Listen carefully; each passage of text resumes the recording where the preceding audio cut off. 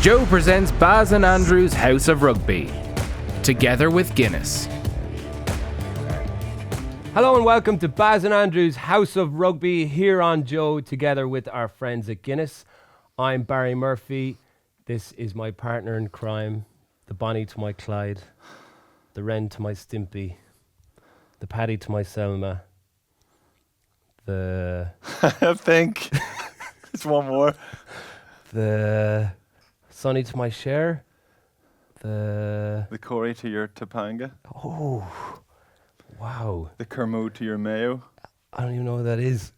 The Kermode and Mayo, the movie review podcast. Not Radio a clue. 5. No, you lost me.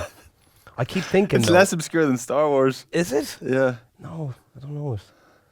But look, I'm happy to go with it. Fine. Yeah, as long as I come off looking well. The Beavis to my butthead. Nice. Yeah, that makes me butthead. Yeah.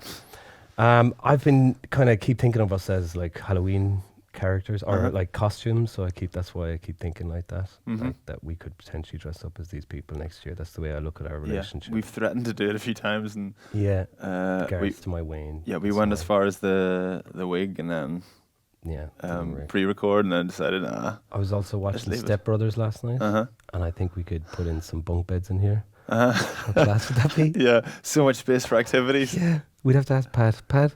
Yeah. We can put it, okay? Yes! So we don't need permission from Pat. We'll do what we want. It's our house, but we can, yeah? Class. So you said it's yes. Thank you, Pat. Okay, welcome to the show. A lot of rugby to talk about this week. Big action-packed weekend in the Guinness Pro 14. We're going to be looking back at Munster's very impressive victory in Cork against Edinburgh on Friday night. We're going to be looking at the Leinster, well, it's a huge weekend in general for the Irish provinces. We'll look at the Leinster, Ulster and Connacht match. We've got Keith Earls on the show to talk about his 8-minute hat-trick on Friday night. We've got Sene Naoupu, who's going to come on and talk to us about her experience captaining the Irish team. And we're going to look ahead at this weekend's Champions Cup. But I suppose, first of all, I'd like to take a moment to look at Chris Farrell and his massive impact coming back into the Munster team. The turnovers at the Scarlets, and it was what they did with that turnover ball. I mean, they scored a huge amount of tries off his turnovers in play. Now it's clever and it's direct, and it may bring another try. Farrell's going for a second of the night, and he gets it. Okay, obviously a very impressive return to play from Chris Farrell this weekend, and Munster backs in general putting on a serious show, scoring 8 tries between them. And Keith Earls, obviously the standout one. So we've got Keith on the line here to talk about his 8-minute hat-trick. So you were delighted to get that third try after 8 minutes. Yeah, I was. As I said, I was delighted to get one try because I was going through a serious drought. But it was great to get a hat-trick. It's been 10 years since my last one, back in 08 for Munster. So look, it was good first half performance. I think we were delighted with that more so. Good man. Yeah, I was on the field the day you scored that first hat-trick against the Dragons, also in Irish Independent Park. And similar to Friday night, I think the players around you probably made it easy for you to score those tries on back in the day as well, me included. Yep. But there was one particular try you scored that night that was quite a famous try because of a particular piece of skill, which people, you basically went down the left-hand side, put a little chip through, and then delicately chipped it up off the ground into his own hands without bending down, basically. What a show-off. Oh, look. Now, what a show pony. I'm all about the show button. I know we both played quite a high level of soccer in Limerick City, but I know that you were a goalkeeper, and that was pretty poxy in my eyes. I don't think you actually meant to do that. I played everywhere. Did you? That's the kind of fella I am, yeah. Played in the field, up front, and do it all. Okay, so you meant that, basically. Of course it is. Okay. Of course it is. Did you? I've done it many times at training. I thought you were mostly a goalkeeper. Apologies. Didn't you once playing goals for Nessens College in hurling, and Is this true that you didn't have a hurley, so you used the plank of wood? Plank of wood from woodwork shop was at the back of the school. And So, did you puck the ball out with the plank of wood, or did you throw it, or what? no, I didn't. There was one of the lads tagging on from the pair sheet. He hit some puck out. Now, bear in mind, we played on a rugby field as well, so he was scoring points from a puck out. So I didn't really have much to do. Just stand there with a plank of wood. Probably look intimidating. I'm sure you did. You're very good at that. But back to Friday night. I did hear an interview with Andrew Conway before the game where he said that he's changing his approach to playing on the wing, and he's focusing back on scoring as many tries as he possibly can. Like basically he said that wing forwards poach balls and wingers score tries, and that's where my focus is for the future, which I thought was a very cool thing to hear from a Munster back, and the intent there. Is that something that you've got going on as a back line, considering you got 8 tries between you on Friday night? Yeah, look, I completely understand where he's come from, because I suppose a couple of years ago I went the complete opposite. You know, I kind of tried to work on my defence. I worked on my defence so much, I probably left my own game behind me, which was just getting ball in hand and having a go rather than just playing it safe every time, just trying to be a defensive player. I suppose I got criticised quite a bit when I was younger for defensive stuff. So that's something I worked really hard on. And now the last couple of years, I've been the same as Andrew.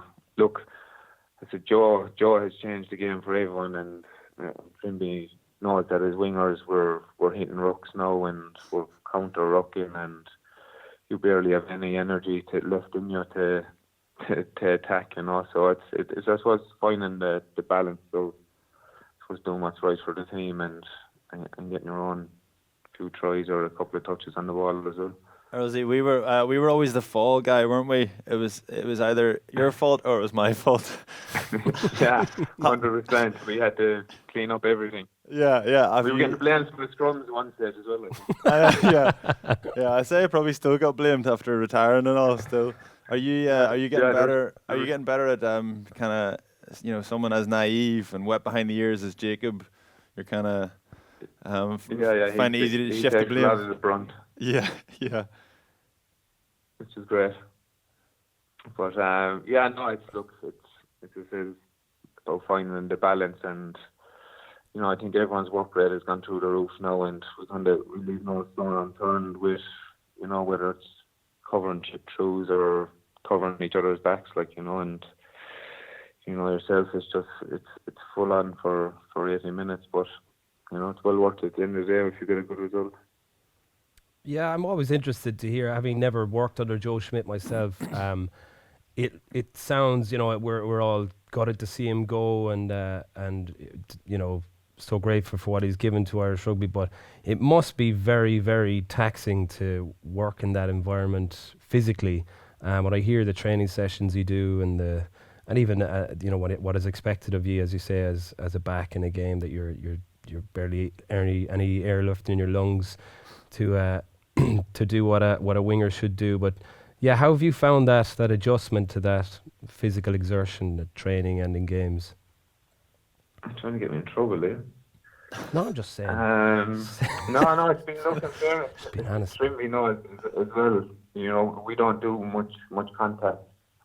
We just try and be sharp mentally, and we kind of try and work under fatigue and make a game situational. So look, I suppose I've Joe to thank as well for bringing my game to a new level, or having a good balance between defence and attack, and I suppose he gets the most out of us, and I say that can frustrate teams at times, knowing that I think we don't go away. Earlsy, for a while there, I don't know if you're still doing it. For a while, you weren't doing lifting any weights in the gym, and that might have been the point where you're obviously always fairly athletic and dynamic, but you look more powerful and more dynamic and more physical than ever. And you're getting on a bit, Earlsy. So it's remarkable how sharp you look. Is that still the same routine in the gym, by the way? Yeah, same routine. I suppose I'm trying to, like between back issues and knee issues and stuff like that. It was quite hard to lift heavy weight, and I just didn't like feel blown up after doing weights. And look, I try and do kind of rehab kind of weights now. It's kind of, so you do need to put on a small bit of muscle. Like, you know, if I'm feeling good, I might do a small bit. But yeah, I suppose I have a lot in the bank as well from 10 years previously as well. It's just I've learned from Pauline, a few of the lads, that as you said, I'm pushing on somewhat now. That feeling good and looking after body is more important than trying to be big or good in the gym. Man, and just going back to the Guinness series and that victory over the All Blacks, how did it feel for you, having beaten them on Irish soil and in front of a home crowd in the Aviva? Yeah, it was great. It was it was a massive box ticker for me. I suppose I hadn't missed out in Chicago through suspension, and the last time I played against New Zealand, it was a 16-0 and a forearm off Jose Guerra into the face. So it was good. We got a win. Yeah, absolutely. Massive box ticked. I'm very jealous of the pair of you anyway to having done that. And then a great weekend for Munster on Friday night. And how are you gearing up towards next weekend? Yeah, it was good. I think it was important last week, that we couldn't ease our way into it. I know the second half was a bit of a struggle, but it's important to get some momentum going into the next 2 weeks. Cast at home on Sunday, who are top 14 champions, and it's going to be a massive challenge. The pool is wide open as well, So look, we love Europe in Thomond Park, so hopefully it'll be another great day. Yeah, very much looking forward to it. Okay, sure. Look, Keith, that's great, man. Thanks a million for coming in to Andrew and Barry's House of Rugby. Just to finish off with, we put out a poll last night for the Guinness Made of More Player of the Weekend. You were up against the likes of Tom Farrell, John Cooney, Jimmy O'Brien, and you came out on top. So look, to go with your huge growing awards cabinet, you've won the prestigious Baz and Andrews Guinness Made of More Player of the Weekend. So we highlight my player. I think we're going to give out pillows. We've got little pillows on our couch, so we're going to start giving them out. So apart from that, it's more of a just a well done. Just keep up the good work. Nothing material. Just good man. We're very proud of you. Thanks a million. All right. Well, look, man, best of luck next weekend, and thanks for taking the time to chat to us. Cheers, lads. Cheers, see you, man. Good luck. So that was Keith Earls talking about his experience Friday night, his 8-minute hat trick, and it was a good game. Did you see the Munster match Friday night? I saw bits of it. Yeah, some big performances. Yeah. It's looking pretty ominous for anybody who plays against Munster at the minute, because they're getting a lot of momentum. Farrell's back, Blendall's back, Earlsy's playing really well, Murray's back. Mm-hmm. I think they're going unbelievably well at the minute. That's a decent Edinburgh outfit as well. They started the season really well, and they've been a little bit up and down, but they are capable of big performances, and they just got outclassed, I think, didn't they? Yeah, they did. They were a soft enough team out, but I think Munster, just as you said, they're on a roll at the moment. They're scoring tries for fun. I did think Chris Farrell was a massive bonus to get him back on the pitch. He's like the Sonny Bill Williams of the Irish rugby scene at the moment.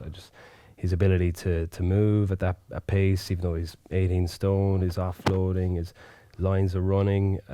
He created 2 brilliant tries, scored 2 brilliant tries, and he's just a weapon that Munster haven't had in a long time. Yeah, first game back as well. Yeah, incredible, isn't it? Yeah, Very he really impressive, was. getting straight back.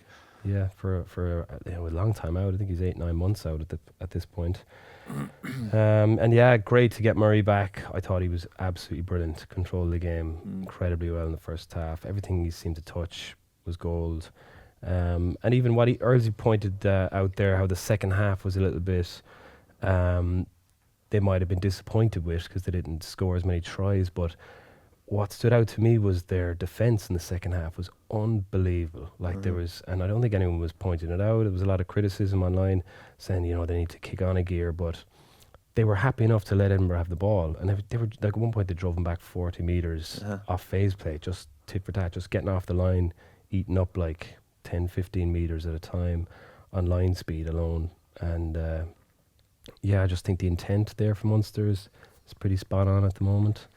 And yeah, with the kind of attitude that I said that Conway has taken to wanting to score tries, I think that's an unusual thing to say, that wingers score tries and I want to score, because it's kind of, I think I would imagine Joe would argue that the scoring of the tries is the outcome rather than like the traditional the setup in Ireland with Joe and that environment is you look after the process, you do all those little contributions to your performance well, you carry well, you look after the ball, you use your footwork, you defend, all that kind of stuff.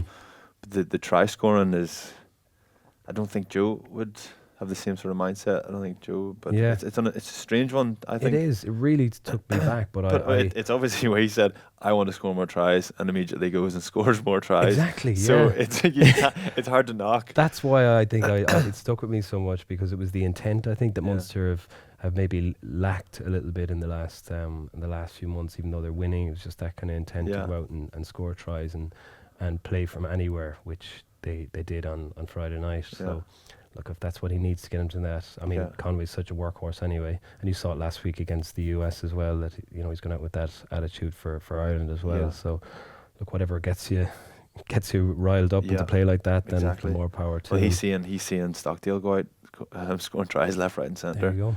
Yeah. And probably thinks, I would like to do that. I would like to do what he's doing. Yeah, well, I'd happily have him on my team anyway.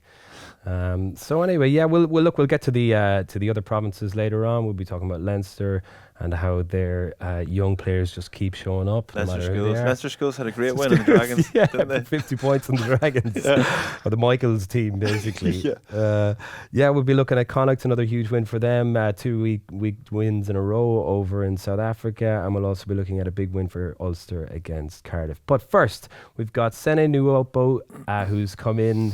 Sorry, just kill me for that now.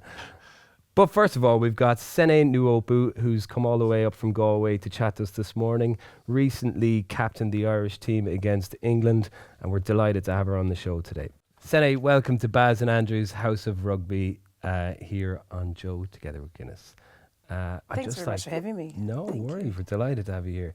I'd just like to start by saying I love hearing stories about people when they go down a certain path and when something works out for them.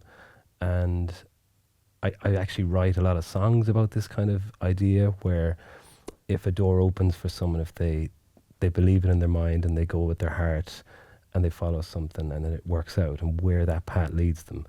And listening to your story and reading about it and how you came here supporting your husband George and his dream to play for Connacht, and it seemed that you were there supporting him. It was his dream. And then for, I suppose, 7 years later to work out that you captained the Irish team against England last week. I just think that is an incredible story. How did it feel for you to achieve that? Oh, geez, thank you very much. Gosh, and you guys are doing fantastic work yourselves. Thank you. Sure. It was, it's been an amazing journey so far, and sure, we're still chipping away at things, and it was a massive honour to captain Ireland against England and took them last week. So, in terms of that particular process, it was, we've met some incredible people around the world, and especially here in Ireland, and we've come to really fall in love with Ireland and its people and culture and traditions, and certainly it's something that we wanted to stay part of, and obviously George retired last year after his season with Harlequins after Connacht, and you know, we've come and moved to Dublin, and certainly, you know, just love being in Ireland, and obviously still connected with home back in New Zealand, but yeah, we just love Ireland. Yeah, and was that ever on the cards for you when you moved here first? Did you think, oh, there could be a path for me to play for? Did you quietly think it, but did you just not These mention questions it? from Andrew. I growing up in New Zealand, I was always very sporty from a really young age. So, you know, I was always ever going to do something in sport. And Played a bit of basketball, is that right? yeah, a little bit of basketball. Done a bit of research? Yeah, I loved basketball was my first sport. And then I played loads of different sports, you know, softball, cricket, loads of different activities and sports in the backyard. So when I had met George and moved overseas, I was always, you know, kept active, and I'm quite a people person, so I often want to go out and do different things and meet new people. So when we came to Ireland, my first club was Weegens, and I just went out there to meet people outside of the partners circle, and they're fantastic. Like, I love the, you know, wives and partners of the players. But certainly it was great to sort of just meet other people in sport. So Weegens was my first club team for that first 6 months in 2009. And then went to Japan, came back, thankfully, thanks to Eric Elwood and Tim Allnight, and Jerry Kelly was the CEO at the time for Connacht Rugby. We were on a 2-year gig in Kobe, and it worked out that we wanted to come back to Connacht and they wanted him, so it was a win-win, and an amazing time in Japan. Certainly we loved it, but really grateful to come back to Ireland in 2011. But it was then that you know, George was playing really well, and delighted for him and our family back home. And so after his second year gig, when he re-signed, that's when I knew that there was an opportunity to settle here and for me to pursue that goal of becoming an international athlete. So, yeah, certainly I probably, like you're saying, Angie, like deep down, I had a bit of self-belief that I wasn't done. I had a, you know, unfinished business, and I grew up in a, you know, the youngest of four, and always been so active and wanting to do well. You know, and just having an amazing supportive family. So when we went overseas, it was almost, you know, a real opportunity to do something different. And I'm just really fortunate that my family and my mum especially, single mum of 4 of us, I was just really lucky that she was really supportive of what I wanted to do, because traditionally it's not common for, you know, Pacific Island girls to go out and do their thing. But she's amazing, and she just sort of encourages me to do what I believe in, and certainly, you know, it's been a really humbling year, and playing touch as well. So that was my goal, to represent Ireland in 3 different sports. So yeah, very fortunate. And what way would it be then with you and George? Like, would you be chatting rugby much? Would you be like critiquing his game? He'd be critiquing your game? Because my wife said to me last night. So last week we did. Obviously generally kind of rugby chat, but then we threw in this Star Wars analogy that went on, and it was brilliant and we loved it. And then we were sort of saying, my wife then said to me the other night, she goes, Andrew, listen to that last episode, and I don't really like rugby and I don't like Star Wars, so it's really not my thing. So anyway, we would never talk about rugby. And the thought of kind of sitting down, like, what's that? Would you be honest with each other? Would you be saying, listen, what you did there was not acceptable, George? I'm terrible, and everyone knows that I'm terrible. And George and I have different personalities, which is probably why we work so well. Yeah. I'm brutally honest, yeah. in a nice way though, and he's brutally honest in his own way. And I suppose, you know, part of it is to help each other be better, and just me in general. Like, my passion is to get the best out of others, and that's why it was such a humbling experience to captain and to be in a position that you can, you know, impart some influence from, you know, some different experiences around the world, and with over 20 teams that I've been a part of throughout the last sort of almost 20 years, over 20 years of playing rugby.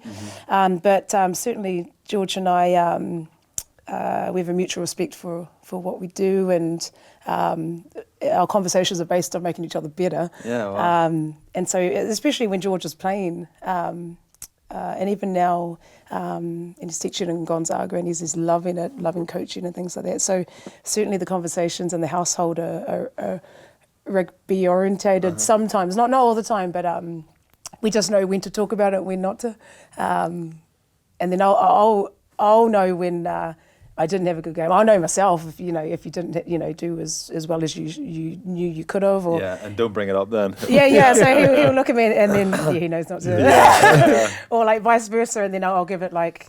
He'll give me a day and then we'll chat about it, but I'll give him like an hour or something. Drag it out of him. Yeah. And when you were growing up as a teenager, then was it the Black Ferns was that the dream for you to represent New Zealand at senior level?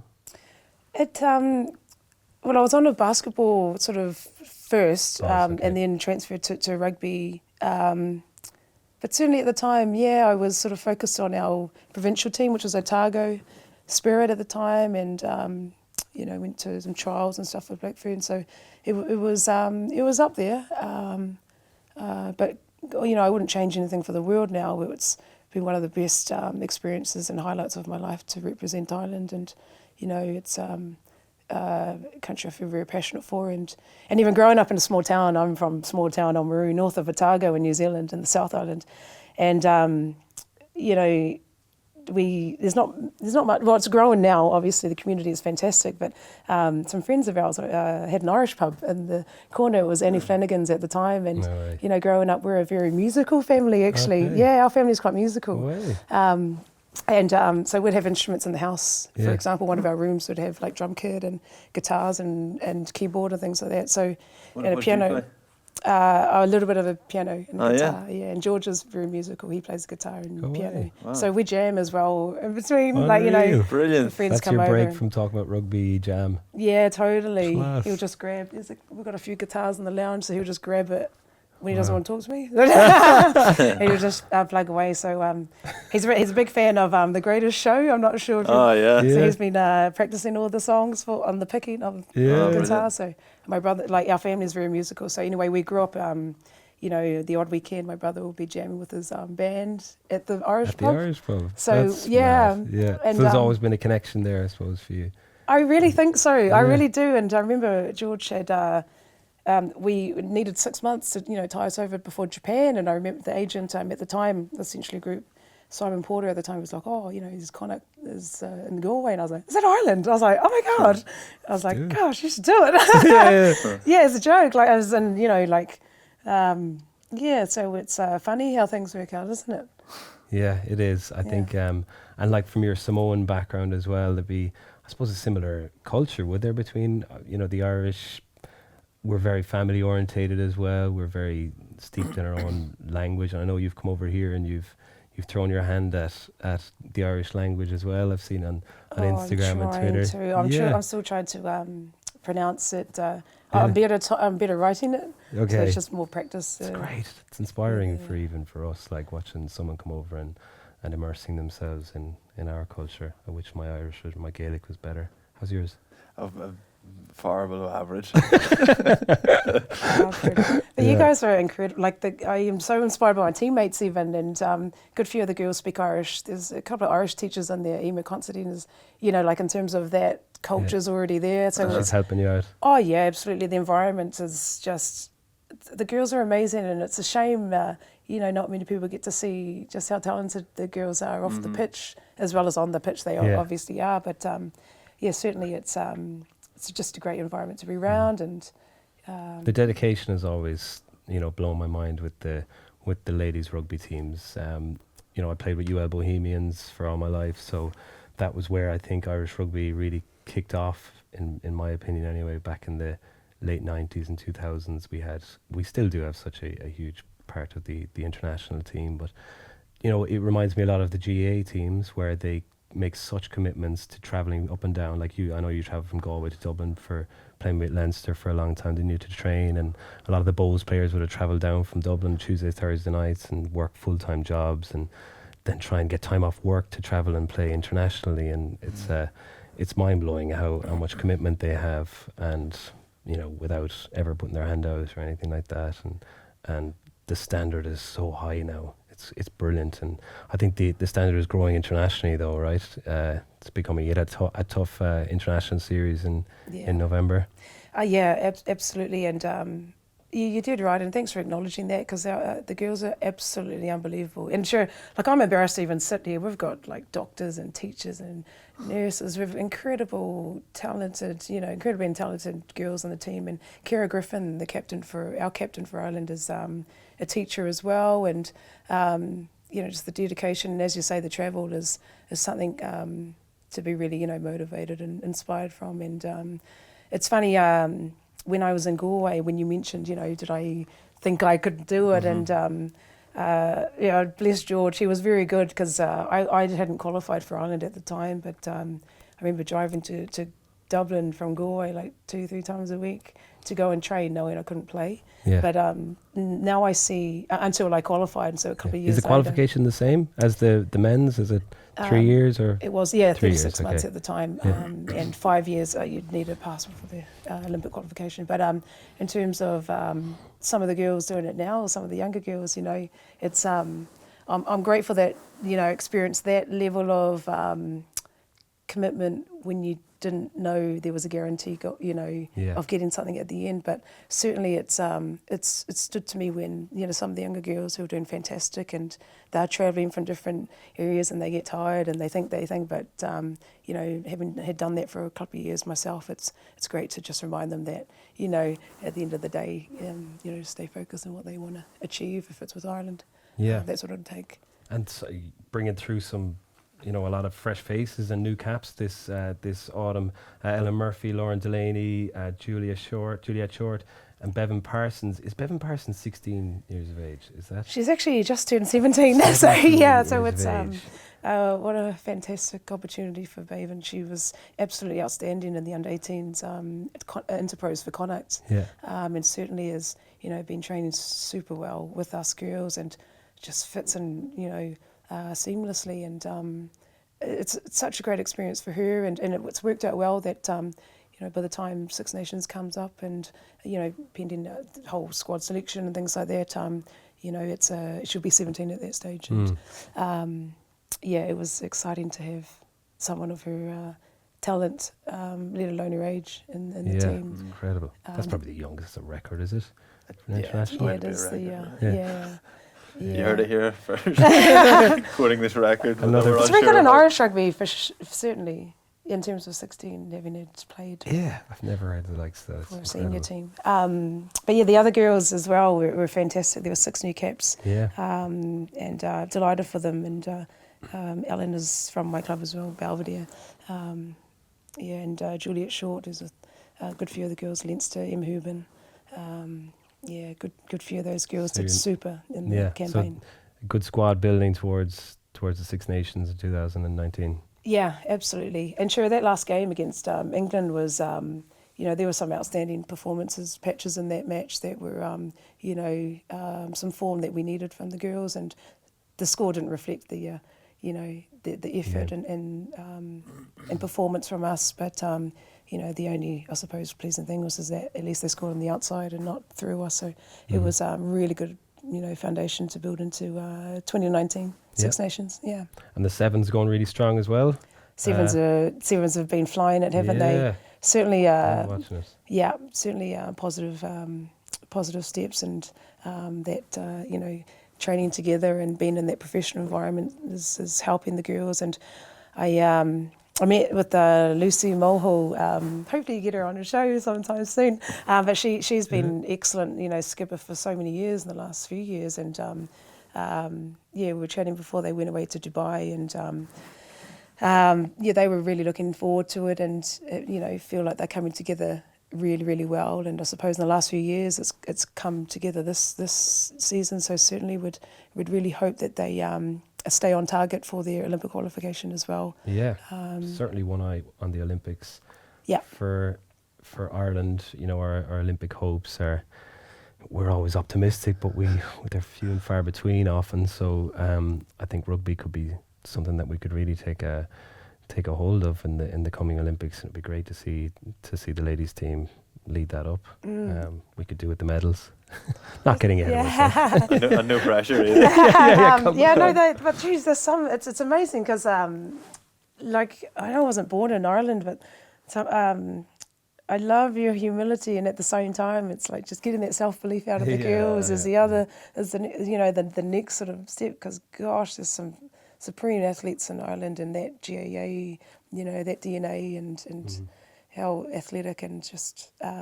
Is that something you've noticed? How we kind of make jokes of ourselves, or we don't get ahead of ourselves, or we're so concerned about getting slagged by the rest of I that. beat you to it and slag myself. Exactly. Yeah, it's like a disclaimer slag, isn't it? But is that something you've noticed then, that Irish culture is that?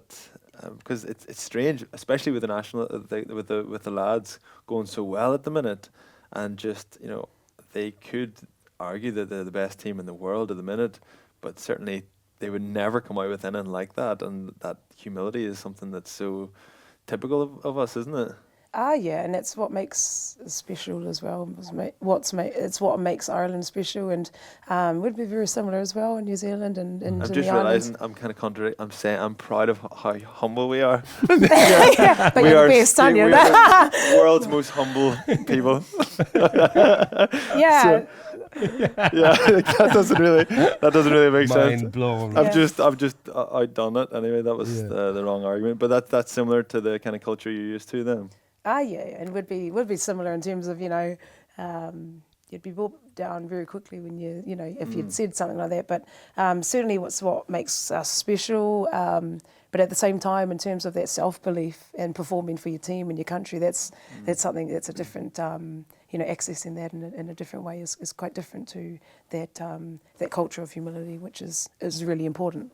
So just reminding the girls how fantastic they are, and then when they perform and express themselves, then they can be humble again about it. Well, it's great to have someone like you within the ranks of the Irish team and bringing that belief and that, and George for that matter with Gonzaga. Is it Gonzaga he's coaching? To have him with that influence in there. And I know you say you're both very different, so I presume you're the extrovert and he's the introvert. Would that be right? Probably. I've seen, I don't know if you know this, but I think it might be your first dance video is on YouTube. Oh, God. And he looks really like he's very introverted in this, especially when he's doing the worm on the ground. He's doing the worm and he's breakdancing. It's pretty funny. It's class. I think that was oh God, I haven't seen that one. Actually, have I seen it? That would be times have you got married? Traditional. That would be traditional Samoa Siva. Was it a wedding? Was that your wedding? Yeah. So that's a.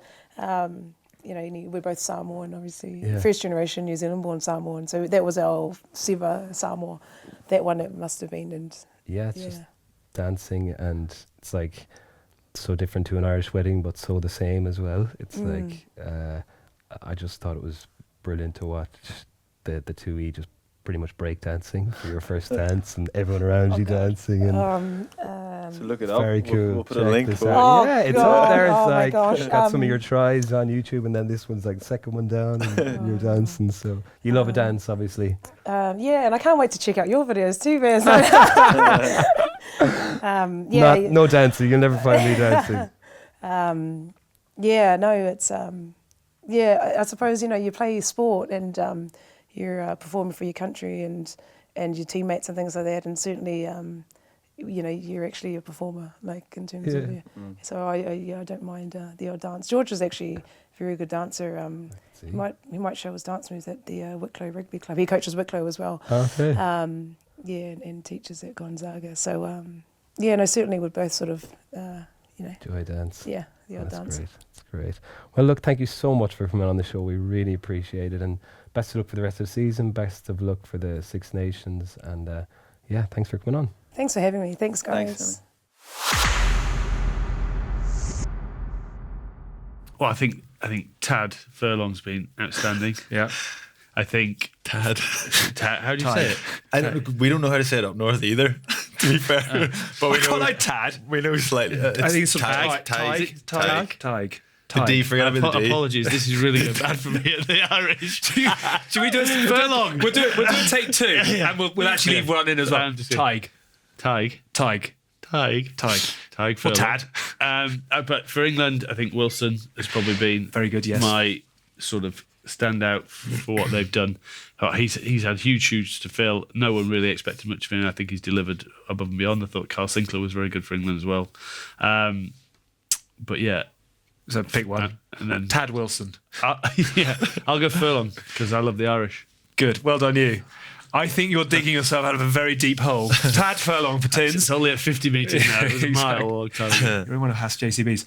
Okay, welcome to the Rugby Roundup, and well, Tad Furlong, building bridges with Mike Tyndall, and he balls it up. He did, yeah. He tried to give us a balanced explanation why he was being critical of Irish rugby, and he just ended up being more critical and more disrespectful. Yeah. So that was a strange one, yeah, the Tad Furlong. Tad. Yeah. You didn't help him out really, did you? How did you? He said Tad, and I went, I'm leaving you off, man. yeah. You're digging that hole. You're on your own, mate. Yeah. Well, how did you find the show? I thought it was great. Really enjoyed it. Again, look, you and Alex have obviously built a little bit of a rapport. Yeah. Which I think he's is a great. gent, isn't he? Isn't he? Yeah. Alex, really great fella. His voice is very smoothing. Yeah, Tyndall, nice fella Soothing, too. I thought that culturally maybe it was slightly different to what we were doing. Mm-hmm. By slightly different, I mean like completely different. So there were quite a lot of old school like stories about guys getting drunk and knocking each other out in bars, and it's quite a far cry from Star Wars analogies It is for me. fair. But I would have hated to have played in that kind of environment with a hierarchy and all the tough guys at the back of the bus just knocking all the kids out. Like, it's 2018. The Gushket story about him not talking to anyone until they had reached a certain amount of caps or something like that. But why don't you just talk to people that you like and find interesting? Yeah. And then, regardless of how many caps they have, why don't you just, like them for who they are? Call me old-fashioned, but... Yeah, it didn't really happen in... there was obviously, you had to earn certain players' respect and stuff like that, didn't you? When we first started out, and I think it came from even schools or underage club rugby. Had to, if you were going up to a team above you or anything, that if you were a younger player, it was always... Like you said, I think on the show you made a good point where certain players just know that when they come in and they're young, they keep quiet for a while, and certain players probably should keep quiet and they don't. Yeah.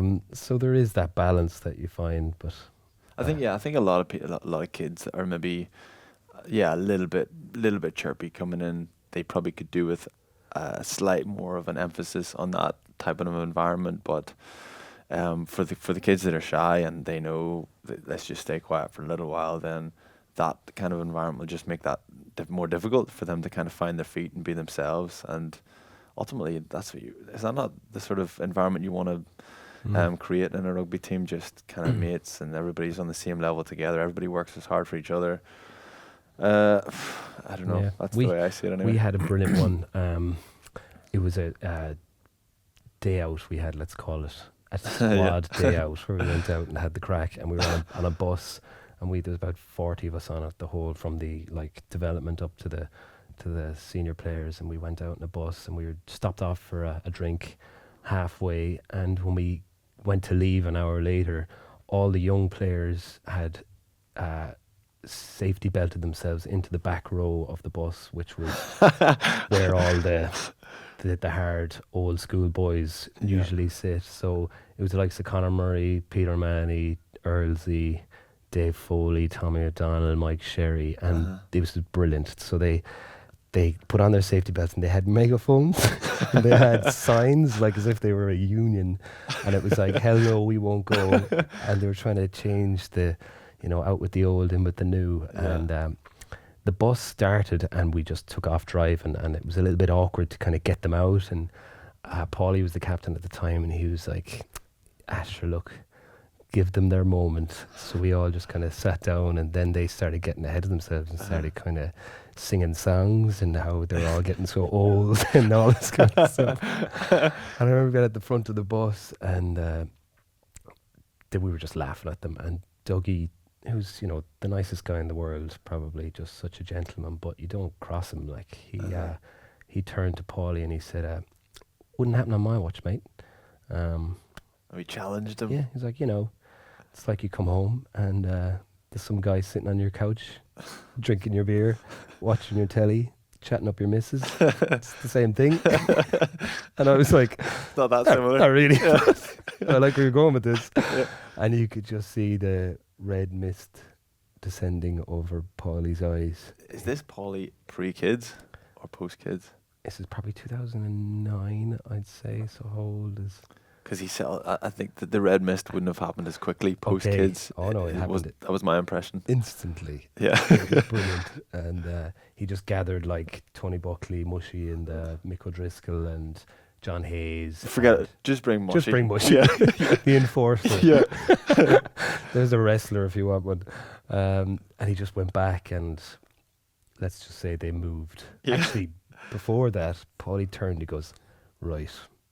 And he turned away, and then he turned back to me, and he took his front teeth out, and he handed me his teeth. And he was like, "Hold on to them a second, kid." And then they went back, and yeah, they moved them, let's say. So that was your big part to play, was it? Yeah. You big tough guy holding O'Connell's teeth. Yeah, someone had to do it, all right? Yeah. You were like mates with serpent. Serpent you were mates with the cool kids. You're that annoying little fella that hangs out with the hard guys in school. If you're gonna get into a fight, I'll hold your teeth for you. Oh, the story is massively backfired. I actually put them in my mouth. Oh, I've got Paul O'Connell's teeth in. Anyway. Sorry. So, I suppose we get back to some rugby. Where were we? Yeah. Let's get this finished off. Get out for breakfast. Some love for Connacht, I think, is very much needed after their 2 big wins over in South Africa this week. Did you catch the game on Sunday? Or Saturday? I saw bits of it. Yeah, saw the highlights last night. Yeah, obviously, Cheetahs is... Southern Kings, typically everybody goes to Southern Kings and wins, but Cheetahs is a decent win. Not quite as good as they were last season, but still going up there and playing a decent bit of rugby, scoring a few tries. I thought they looked fairly sharp. Mm-hmm. Yeah, they're in a good position at the moment, and it's great. You know, all the provinces, you know, sitting quite comfortably. It's just, again, highlights how strong the Irish rugby scene is at the moment and the style that we're playing. Leinster on Saturday went out and absolutely hockeyed the Dragons. It's not fair. Those kids, they don't know they're living. Yeah. I don't know how many times I've been beat at Rodney Parade. Really? Yeah. It's really, yeah. You said that before. Yeah. Yeah, and it's just they just go over there like it's nothing. Yeah. Again, when we talk about like players having to earn respect and coming out of school and having to, you know, the hierarchy and stuff, but these guys are coming out of school at 18, 19 years of age, and it seems that they're just seamlessly moving into position, and it doesn't matter who's on the field for Leinster at the moment. They're still go through the exact same processes and can still put the same patterns of play together and just take apart any team. Yeah, they're a product of their environment, aren't they? They've got like Frawley, Kieran Frawley's just looking up to Ross Byrne and Johnny Sexton, and he's saying, okay, well, that's the way I'm going, so that's the guy who I'm looking up to. I'm trying to emulate that, and they're probably following the footsteps of them. Your man Hugo Keenan's probably just looking at Carney and saying, right, well, that's what I'm going to be like, and they just slot into that environment. It's really, really impressive, and it doesn't bode well for the other provinces. There's so much potential, as well as like obviously being probably the best team in Europe. They're top tier, and even when they go down, to get two or three injuries, young guys coming in, no problem. They're coping with it really well. So it's ominous for every other club around, I think. And Scott Penny again getting on the score sheet. Looks like just a natural 7 who's been playing at this level for years. He's doing all the right things. You said Ross Byrne, I thought his kicking game was incredible. I think he had 2 kicks for tries anyway, and another few really important kicks for position. O'Brien, the 2 O'Briens in the centre, Dave O'Brien, 12. I just think he's exceptional at the moment, and he's a different type of player to Henshaw and to Ringrose. So it's not like they're churning out the same player or the same habits. They're different types of players, and then the front row, they just keep bringing on, like there's Byrne after Byrne at this stage. It's just Dave Byrne. They're built so well. They're built like they come out of school, just built to be an international prop. It's incredible. And then you've got guys like Scott Fardy, who was man of the match, and an experienced guy like that leading the way. But you were working for the Ulster game, were you? I was, yeah. Ulster got the job done. It was fairly physical. It was a little bit greasy, so it was quite direct. A lot of big hits, a lot of big collisions, a lot of kicking actually, a lot of high ball reception, a lot of box kicks, that kind of stuff. Cardiff actually, I thought, did really well for long periods, and then Ulster just got purple patch in the second half and kind of upped the ante a little bit. Scored a couple of penalties when they had a man in the bin. They just got the job done. So I picked Cooney as man of the match, and then I was chatting to a couple of supporters afterwards, and they were like, "Who on earth picked Cooney?" And I wanted to deny it, but I came clean. I actually thought he went really well, and because there was so much kicking, his kicking was brilliant. And he would have been my call. He controlled the game. Yeah, I thought he was good. I suppose they were probably thinking the maul and the scrum were fairly dominant for Ulster, and they won the game for them. So they were probably thinking, you have to give it to a forward, really. But although the forwards played well, there was no one stand out for me. Cooney, I thought, was just back to the way he's been for Ulster, and he's struggling with a shoulder injury as well at the minute. So yeah, he's gone really well, and then he did his 30-second long handshake after the game. Brilliant. Yeah, absolutely brilliant. Yeah. It was like, I think you pointed out on Twitter, it was like bonsai. Yeah, bonsai. That should be his thing now. He should just do that. Yeah. Every time he's win his man of the match, just keep shaking hands. But I think you're right. I thought it was a tough game. Cardiff are a solid team, and they've been going really well, and they looked very dangerous. Ulster had to manage them for the first half, and did very well, and got away with a great try. Was it Turnbull that scored the try? Was it? And I think they, Dan McFarlane making some good selection decisions as well. Having Stockdale off the bench, Rory Best. The two of them came off the bench. Rory got a turnover, and then Jacob got a turnover right at the end. Yeah, effectively kind of closed the game out. Johnny McPhillips came on, and he's a guy I don't think he's got as much joy as he could have. I think he's a really good player. Yeah. Billy Byrne's gone great, I must say. Now, just Johnny last year, I thought he was one of the guys, because Ulster had such a tough season last year, he was one of the ones kind of digging in and getting the job done, and he was one of the reasons why Ulster finished the season so strongly last year. So it'd be nice to see him get a couple of opportunities. He's a talented boy. Yeah, I thought he closed out the game really well with a few big kicks. So looking ahead to the Champions Cup this weekend, Ulster away to Scarlets. Are you working for that? I am, yeah. Yeah. That is the Scarlets last weekend before last as well, and it's miserable over there. That was where I played my last professional game. That finished me off, and I was sitting there in the stand, freezing cold, going, "Oh, I forgot how much I hated this place." So and then you gotta go back. Yeah, I gotta go back. So Scarlets and Ulster, it's as much of a banker for the home team as any other game, really. I think Ulster never win over there, and Scarlets hardly ever win in Belfast. So fingers crossed. All Irish attitude again, man. Exactly, yeah. The humility, defeatist humility. So you think it's going to be a Scarlets win? A home it's win? Tough. It's very tough. Tough place to go. I think it became a bit of an arm wrestle. Unusual for Scarlets to kind of be as direct and physical as they were that weekend. I think they'd maybe got a bit of a hard time in training, having just got bullied a little bit by Edinburgh.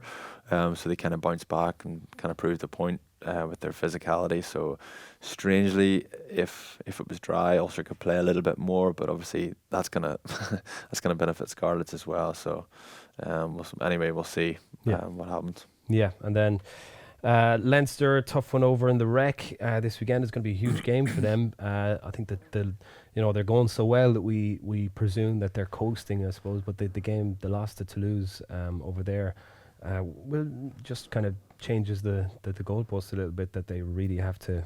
I don't think it's going to upset the way they play or anything like that. But they really need a win this weekend. Yeah, I'd be surprised if they didn't get 5 points. Yeah, to be honest. Even with the amount of players they have to come back, haven't been rested this last weekend, it's going to be hard to see them not win. Munster at home to Casts on Sunday afternoon, again with their tails up. Munster at the moment, and with the likes of John Klein and CJ to come back in, and I think they've got a few selection decisions to make there that might be a bit tough. But Casts, they're going to be no easy feat, but French teams travelling to home park, history would tell us. Yeah, should have it. Yeah, I'd say so. Yeah. Let's go with that. All right, later this week we'll be releasing a bonus episode featuring Ireland's try-scoring hero against the All Blacks, Jacob Stockdale. Trimby, you were back at the old stomping ground in Belfast, Kingspan Stadium, Ravenhill, and you caught up with young Jacob. Bit of crack. Yep. Cool. Here's a little taster. They roll the wrist, them boys. Yeah. They call the shots. Yeah. Pete, I'd say Pete, Bessie and Johnny are your three. Yeah. Do you know what I mean? Top of the yeah, untouchables. Top of the pile, like, yeah. Untouchables. Yeah. Who's the untouchables at Ulster? Probably myself. Yeah, well, obviously, Bestie. Like, I mean, there's only one untouchable, isn't there? Yeah, really, realistically, yeah, he's had that top change room spot for. Yeah. Like, he literally created a system in the change room so that he'd stay. I know. He'd stay in his changing spot. I had more Ulster appearances than him. He was like, "How can we? Right, we'll make Ireland caps worth 3. Yeah. So nobody can get anywhere near me." He created a formula. Yeah, he created a formula where his score was like 800 and everybody else is like 90. Yeah. Yeah. No, he had an absolute blinder, didn't he? He just wanted to be in the number 1 spot. Yeah. And he was like, "We'll make Lion caps worth 5 just to be safe as well." Like, yeah. The system worked well for you, actually. You've shot up. Yeah, I'm like top 10 at the moment. Like, I'm like that back wall. Like, because we keep retiring.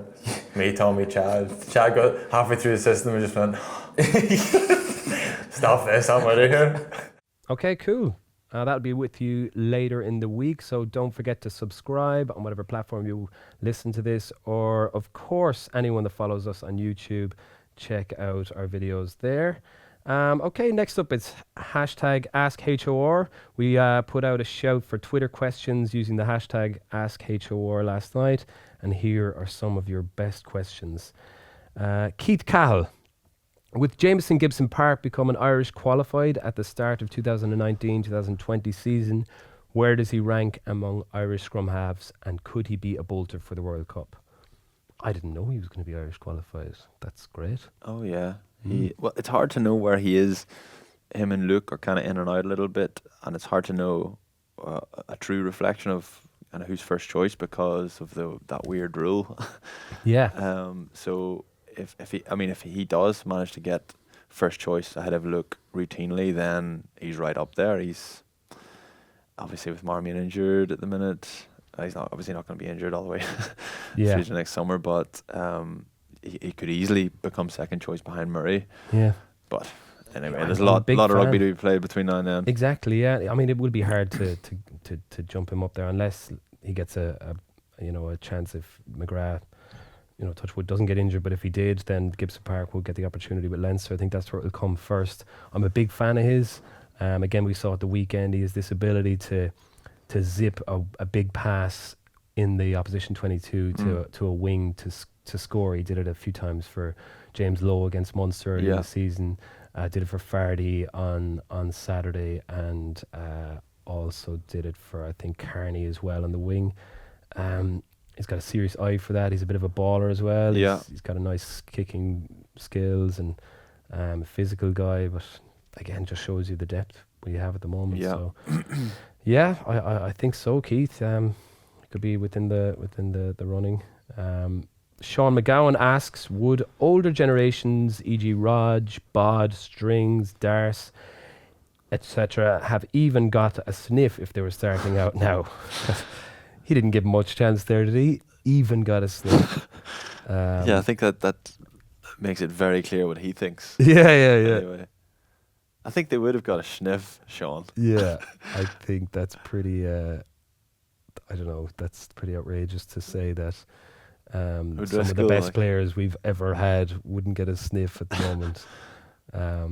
Your rugby's funny like that. How it's a different game, so it can move on. You can't compare though. Yeah. Although Stringer's only just finished last year, didn't he? I was actually calling early in the season when Munster had a little bit of a scrum half problem. I was saying, why don't we just bring back Stringer? Yeah, but he's let himself go. He's in shocking. He's in shocking shape at the minute. Yeah, he is. He just needs to work at his fitness, but I'm sure his pass is still there. But look, I think what those lads achieved, especially Raj with Munster, and having come from Munster playing to a few hundred people over in France or a few hundred people in Thomond Park to winning 2 Heineken Cups and going on to win. They wouldn't have had a sniff. They wouldn't have had a sniff. Barry. Trico being one of the best players in the world, etc. I think. Not to discourage any more questions. Yeah. Yes. No. But anyway, that is better than last week's question, which was who is Baz? Yeah. I think we cleared that up, didn't we? We did, yeah. Yeah. Okay. Thanks God. But we're very open to the most random questions you want, so keep them coming. I think you had one more there. Yeah, there was one from David Lamb, and he asked in a Royal Rumble. Mm-hmm. I think he was drawing on the WWF reference from last week with the Phenom, the Undertaker, and Paul Bearer. Or Al Gore. Al Gore. Yeah. Likes to be called. So he said in a Royal Rumble he draws on a few. I think he's complaining that there's not enough nicknames nowadays, and so he said in a Royal Rumble who would win. Bambi. That's you. I think Bambi's me. David Wallace used to call me Bambi because I had skinny legs. Yeah. The junkyard dog, which is Tyndall, very on point. Yeah. Apparently that's Tyndall. Yeah. It's kind of a dog. Always Moore. Marty Moore? No, Haskell. Apparently. Okay. Because he always lifted more. Apparently, that sounds like a self-proclaimed nickname. Doesn't it? It does. Anyway. Terrible wrestler name. Yeah, yeah. Mushy. Mushy, yeah. Mushy Buckley, Tony. It's like, yeah. Rob Noxious. Very good. Yeah. Great wrestling name. Yeah. Rob Carney, obviously. Baby Giraffe. I feel like Rob Carney be almost like Razor Ramon. Do you remember Razor Ramon? Yeah. That kind of perm little thing and maybe chewing on a little toothpick. Chico. Bad guy. Yeah, he was a bad guy. Yeah. A boring bad guy. Boring bad guy. You said it. Baby Giraffe. Yeah. I think that's a reference to I called Kieran Treadwell the Baby Giraffe.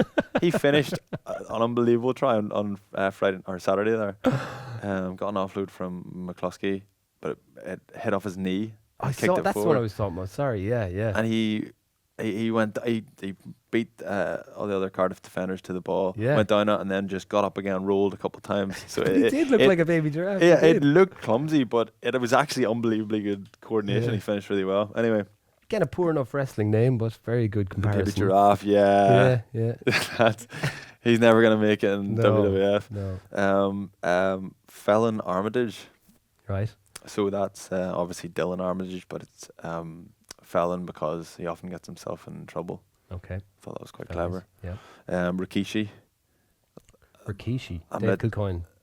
Stinkface. Yeah, Dave Kilcoyne, Stinkface. Is it true Dave Kilcoyne used to eat poos? Oh, no way. I couldn't stand beside that. He probably spread that himself. No, apparently Rikishi is Tad Furlong. Okay. I could totally see him in a little red. He just looks like a wrestler. Yeah. Furlong, yeah. A sumo wrestler. Yeah. And the scaffolder, which is Liam Williams. Oh, brilliant. Yeah. So I actually know this guy, David. That's why I'm able to get a little bit insight into what on earth he's talking about. Yeah.